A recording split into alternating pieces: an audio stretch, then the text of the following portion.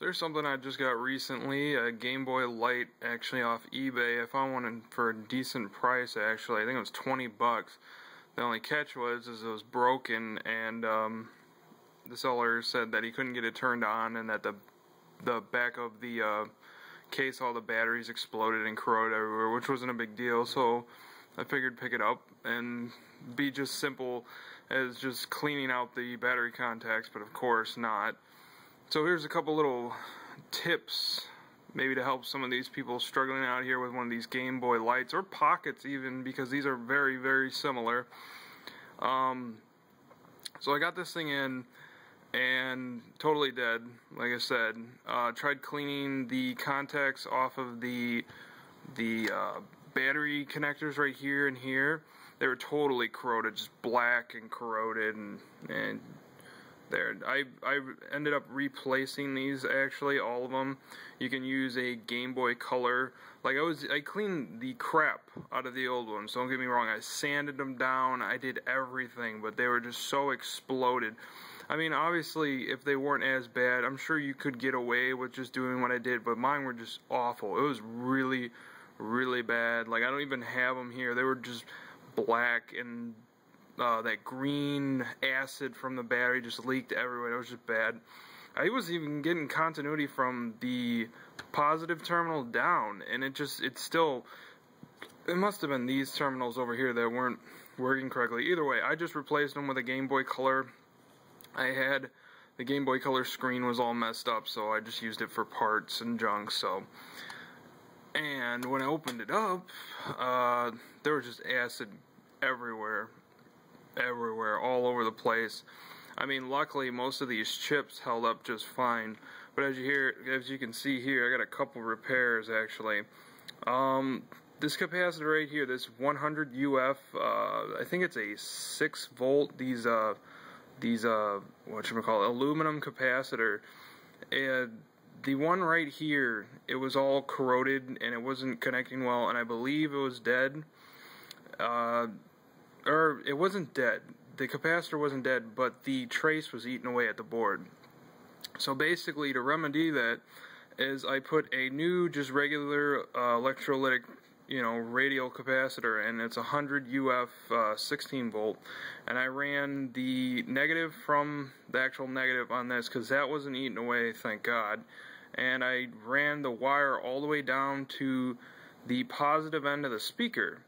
And I figured that out, actually, by looking at a Game Boy Pocket. And as soon as that happened, I got the thing fired right on. So the sound was working and everything. Because before, I was only getting it through the headphone jack. So I ended up replacing both the headphone jack and the power jack from a Pocket. Again, spare parts. And these were really badly corroded too. So I ended up replacing those. They need to be replaced anyways, because if I left them in, they would have just eaten away at all the other components in here.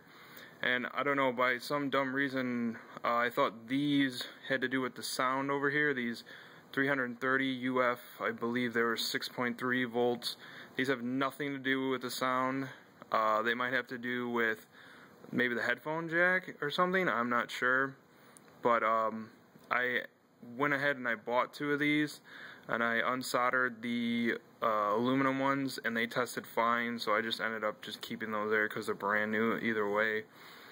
So that fixed my sound issue, because I replaced the speaker as well, and the speaker I was getting nothing out of it. Even with this 100 UF capacitor here, I was just getting nothing, no sound, nothing, just like I said, just from the headphone jack. So, and another issue I was having is the start button was not working, and I'll go ahead and show you what I did there. Now the start button, you would think, oh well, you can just unscrew it and clean it out with alcohol and whatnot, but no, the traces were just eaten away. Like, when I took off the rubber pads that make the connection for the button, there was really blue and junk under there, and I thought just by simply cleaning it off it might have fixed it, but no, it was really, really badly eaten away. And I couldn't just get a simple connection by just cleaning it off. Like, I brassoed it, I used alcohol, and it just, there was no fixing it. There was no simple just cleaning and getting it to work. So I'll show you what I did here. Flip this over. As you're gonna see here is the camera focuses.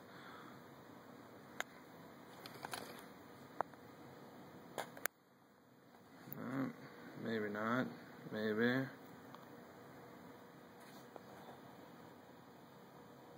There we go. You can see my little solder job right there at the start button. Basically what I had to do is I had to reconnect all the buttons together, because in between all these little buttons is like these tiny little gold contacts that connect them together. I basically had to take really small, like 24 AWG wire and 24 gauge wire, and basically I just took that and I just soldered all these buttons together so that they had continuity, and I just took my multimeter up to it, and yeah, that's how I got the start button to work, because I kept, you know, just thinking, no, maybe if I clean it, or maybe there's a one of the chips up here on the other part, maybe one of these chips have corrosion on it and I have to go over it. But I mean, I went and touched up everything down here, because this was all really bad.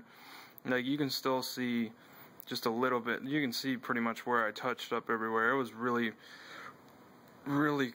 corroded, but I'll get this back together and I'll show you that it's working now. So I thought it was a pretty good deal, though. I mean, there wasn't a lot of support online for Game Boy Pockets. A lot of people were saying, oh, you know, just replace the capacitor and make sure you clean out the headphone jack and make sure that all the connectors are connected together, or I'm sorry, make sure all the wires on the speakers are soldered incorrectly, that nothing's broken, blah blah blah. There just really isn't any definite fixes, like any straight to go fixes for anything like this, and yeah, that's how pretty much I got this thing to work. It's just by doing that solder job for the button and the capacitor over there. I didn't, like I said, I didn't actually end up needing those, but if you're in here, might as well do them.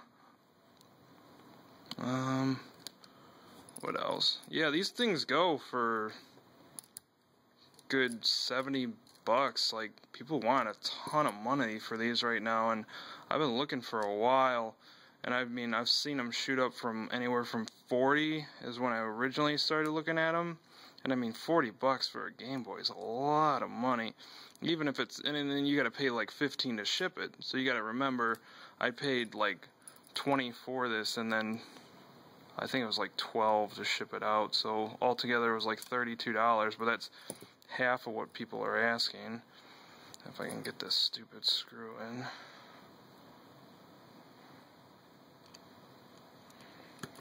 It's exactly the easiest doing one-handed. Alright, those screws are in. And a bunch of people also were saying stuff about the power switch up here could cause it from not turning on. But like I said, in my case, it was literally just these battery connectors, and you can just salvage them from a Game Boy Color. You can find Game Boy Colors at Goodwill for like $3 or $4. Like, I have 2 or 3 of them that I did not pay a lot for. And just for the sake of time, I'm only gonna put 2 screws in this stupid thing. Well, not this stupid. This thing's awesome, but.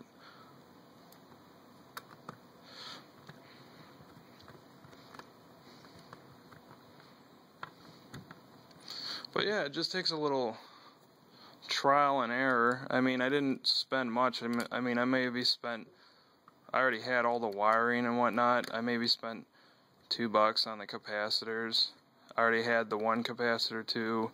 It may have cost like $3 maybe to fix this all together with all the wiring and whatnot. If I can put in the battery, right?